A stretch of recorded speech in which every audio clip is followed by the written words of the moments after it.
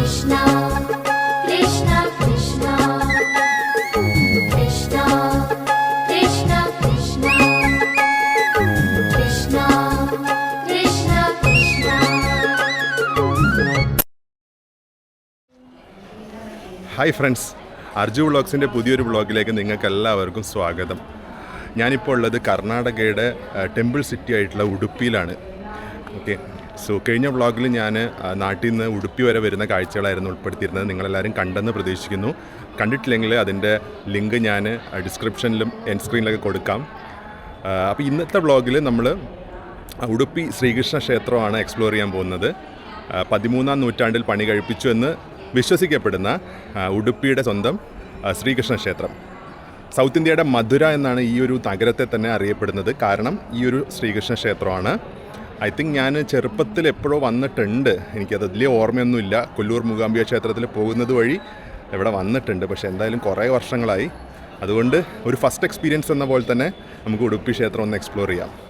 സന്യാസി വര്യനായിരുന്ന ജഗദ്ഗുരു ശ്രീ മാധവാചാര്യർക്ക് അക്കാലത്തൊരിക്കൽ ഇവിടുത്തെ കടൽ തീരത്ത് കടൽക്ഷോഭത്തിനിടയിൽ ഒരു കപ്പലിൽ നിന്നാണ് ഈ ഒരു ശ്രീകൃഷ്ണ വിഗ്രഹം ലഭിച്ചതെന്നാണ് കരുതപ്പെടുന്നത്. ബാലക രൂപത്തിൽ അഥവാ ഒരു കുട്ടിയുടെ രൂപത്തിലാണ് ഈ ഒരു ശ്രീകൃഷ്ണ വിഗ്രഹം കാണപ്പെട്ടത്. ദ്വാരകയിൽ രുക്മിണി ആരാധിച്ചിരുന്ന വിഗ്രഹമാണെന്നും കരുതപ്പെടുന്നു. ഇപ്പോൾ ക്ഷേത്രമുള്ള സ്ഥലത്ത് 13-ാം നൂറ്റാണ്ടിൽ തന്നെ മാധവാചാര്യർ ആ ഒരു വിഗ്രഹം സ്ഥാപിക്കുകയും ആരാധിക്കുകയും ചെയ്തു. എന്നാൽ അക്കാലത്ത് ഉയർന്ന ജാതിയിൽപ്പെട്ടവർക്ക് മാത്രമാണ് ഈ ക്ഷേത്രത്തിലേക്ക് പ്രവേശനം ഉണ്ടായിരുന്നത്. അങ്ങനെയിരിക്കെ 16-ാം നൂറ്റാണ്ടിൽ സന്യാസിയും കവിയുമായിരുന്ന കനകദാസൻ ഭഗവാനെ തൊഴാനായി ഉടുപ്പിയിലെത്തി. പക്ഷേ താനൊരു താഴ്ന്ന ജാതിക്കാരനായതുകൊണ്ട് തന്നെ ക്ഷേത്രത്തിനകത്തേക്ക് കയറാൻ പറ്റില്ലെന്ന് അവിടുത്തെ ഭരണാധികാരികൾ പറഞ്ഞു. അതിൽ വിഷമിച്ച് മനം നൊന്ത കനകദാസൻ അവിടെ നിന്ന് തന്നെ ഭഗവാനെ പാടി വിളിച്ചു. ഇങ്ങനൊരു ഭക്തൻ മനം നൊന്ത് വിളിച്ചു കഴിഞ്ഞാൽ ഭഗവാനെ തിരിഞ്ഞു നോക്കാതിരിക്കാൻ പറ്റുമോ? അപ്പം തന്നെ അത്ഭുതകരമായിട്ട് ഭഗവാന്റെ വിഗ്രഹം തിരിഞ്ഞു നിന്ന് കനകദാസന് ദർശനം നൽകി. ആ ഒരു സ്ഥലത്തിനെയാണ് കനകന കിണ്ടി എന്ന പേരിൽ അറിയപ്പെടുന്നത്.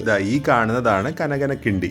ഇപ്പോഴും ഭക്തർ വന്നു കഴിഞ്ഞാൽ ആദ്യം കനകന കിണ്ടി വഴി ദർശനം നടത്തിയതിന് ശേഷം മാത്രമേ അമ്പലത്തിനകത്ത് പോയിട്ട് ദർശിക്കാറുള്ളൂ. ക്ഷേത്രത്തിന് നടുവിലായി കാണുന്ന ഈ മനോഹരമായ കുളമാണ് മാധവ സരോവരം. 12 വർഷത്തിലൊരിക്കൽ ഗംഗാദേവി ഇതിലേക്ക് ഒഴുകുന്നു എന്നാണ് കരുതപ്പെടുന്നത്. അതുകൊണ്ട് തന്നെ രാജ്യത്തിലെ ഏറ്റവും പുണ്യമായ തീർത്ഥങ്ങളിലൊന്നാണ് മാധവ സരോവരം. ഇതിൻ്റെ വടക്ക് കിഴക്ക് ഭാഗത്തായിട്ട് ഒരു രഥത്തിൻ്റെ ആകൃതിയിൽ വിറക് കഷ്ണങ്ങൾ കൂട്ടി വെച്ചേക്കുന്നത് കാണാൻ പറ്റും. ശ്രീ വാദിരാജ് സ്വാമികളാണ് ഇതിന് തുടക്കം കുറിച്ചത്. ക്ഷേത്രത്തിലേക്ക് ആവശ്യമായിട്ടുള്ള വിറക് ഏതാണ്ട് 2 മുതൽ 3 വർഷം വരെ ആവശ്യമുള്ള വിറകാണ് ഈ മാതൃകയിൽ ഇവിടെ സംഭരിക്കുന്നത്. നമ്മുടെ പാലക്കാട് കൽപ്പാത്തിയിലൊക്കെ കാണുന്ന പോലെ രഥങ്ങൾ, വലിയ വലിയ രഥങ്ങൾ ക്ഷേത്രത്തിൻ്റെ മുന്നിൽ തന്നെ കാണാനുണ്ട്. അവിടെ കാണുന്ന പോലെയല്ല, അതിനേക്കാളൊക്കെ എത്രയോ വലുത്.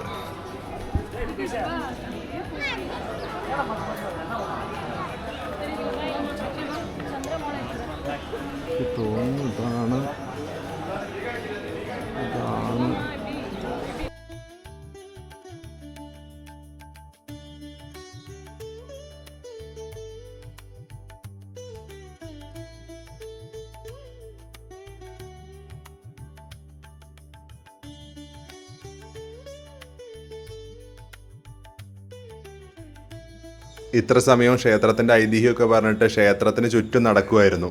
ഇനി അകത്ത് പോയിട്ട് ഉണ്ണിക്കണ്ണനെ ഒന്ന് കാണാം. അപ്പം അങ്ങനെ ക്യൂവിലേക്ക് കയറി. കേരളത്തിലെ ക്ഷേത്രങ്ങളിലെ പോലെ തന്നെ ആണുങ്ങൾക്ക് മേൽവസ്ത്രം ധരിക്കാൻ പാടില്ല ക്ഷേത്രത്തിനകത്ത്. അപ്പോൾ നമ്മൾ ക്ലോക്ക് റൂമിൽ ബാഗും മറ്റ് സാധനങ്ങളൊക്കെ ഏൽപ്പിച്ചു. 20 രൂപയാണ് അതിൻ്റെ ചാർജ്.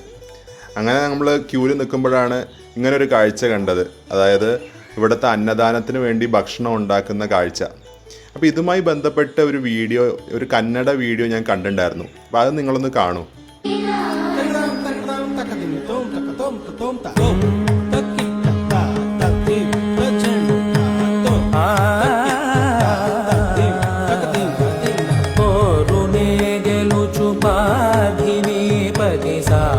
കണ്ടില്ലേ, നിലത്ത് ഭക്ഷണം വിളമ്പി അത് കഴിക്കുന്ന ഒരു രീതി ഇവിടെ ഉണ്ട്. ഇത് എല്ലാവർക്കും അങ്ങനെയാണോ അതോ എന്തെങ്കിലും വഴിപാടാണോ എന്ന് എനിക്കറിയില്ല. എന്താണെങ്കിലും അതിനോട് എനിക്ക് പേഴ്സണലി അത്ര താല്പര്യമില്ല. ഭക്തിയൊക്കെ ഉണ്ട്, എന്നാലും ഹൈജീനും വളരെ ഇമ്പോർട്ടൻ്റ് അല്ലേ.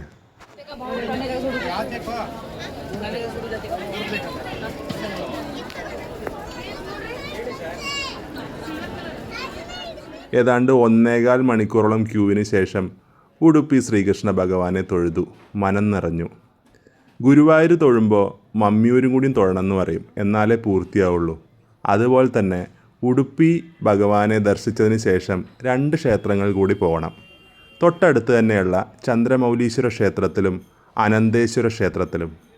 അങ്ങനെ അവിടെയും ദർശനം ചെയ്ത് പുറത്തേക്ക് ഇറങ്ങിയപ്പോഴാണ് ഇവനെ കണ്ടത്. അവനൊരു പഴം കൊടുത്തപ്പോൾ വളരെ ഹാപ്പിയായി. അതിനുശേഷം കനകനക്കിണ്ടിയിലൂടെ ഒരിക്കൽ കൂടി ഭഗവാനെ ഒന്ന് തൊഴുതു. ഇനി എപ്പോഴാണ് ഇതുവഴിയൊക്കെ വരിക എന്നറിയില്ല. എന്തായാലും വരണം, ഇനിയും വരണം. ഒരു മീശക്കാരന് ഒരു ആന്ധ്രാപ്രദേശ് രജിസ്ട്രേഷൻ സ്കൂട്ടറുണ്ട്.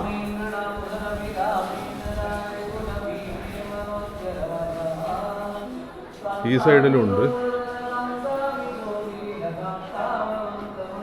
അതുപോലെ തന്നെ ഈ സൈഡിലുണ്ട്.